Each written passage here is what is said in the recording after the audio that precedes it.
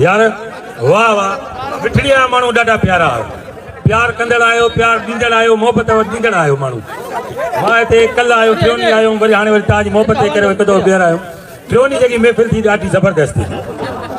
ज़बरदस्त थी ऐं मां इहा चवां थो त पूरी सिंध में 2025 में जेकी शादी थी आहे उहा साईं शहनशाह जी पहिरें नंबर ते महफ़िल थी आहे मिठड़ीअ में ज़िंदाबाद।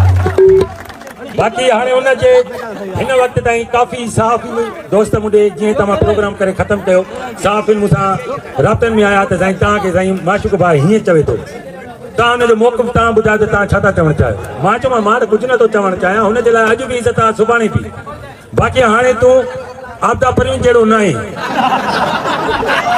तूं मुमताज़ मौलाईअ जहिड़ो न आहे तूं सनम मारवीअ जहिड़ो न आहे तूं शमन मीरालीअ जहिड़ो न आहे तूं हिकिड़ो कॉमेडी सिंगर आहे। हीअ संगत तो मां लुत्फ़ अंदोज़ वठे पई असां बि हुन मां लुत्फ़ पिया कयूं असां बि माण्हुनि खे कयूं पिया। ज़ैन शाह तोखे बि घुरायो मूंखे बि घुरायो साजिद रिंद साईं तव्हांखे बि घुरायो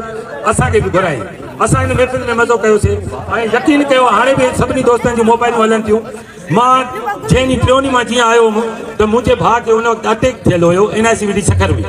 पर पोइ बि मां पंहिंजा ॾुख दर्द सभु बंदि करे कंहिं दोस्त सां का शेयर न कयुमि तव्हांजे चहिरे ते मुस्कुराहट ॾिनमि। मां चयुमि त हे जेके खिलनि था इहा ई ख़ुशी आहे इन जी ख़ुशीअ मां मूंखे अलाह साईं जेको आहे खटाईंदो ऐं अलाह ॾिसे थो हिन वक़्तु अलाह हाज़िर नाज़िर आहे त माशूक खे हाणे बि चवां थो न मुंहिंजी दिलि में का बि शइ न आहे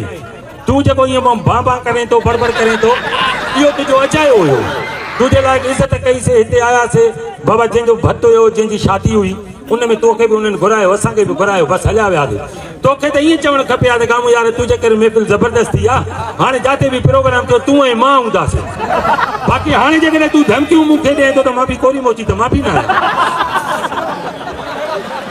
त बाक़ी हाणे हर कंहिंजा जॻह माशाल्लाह ख़ुदा करण मौला सलामत रखंदो।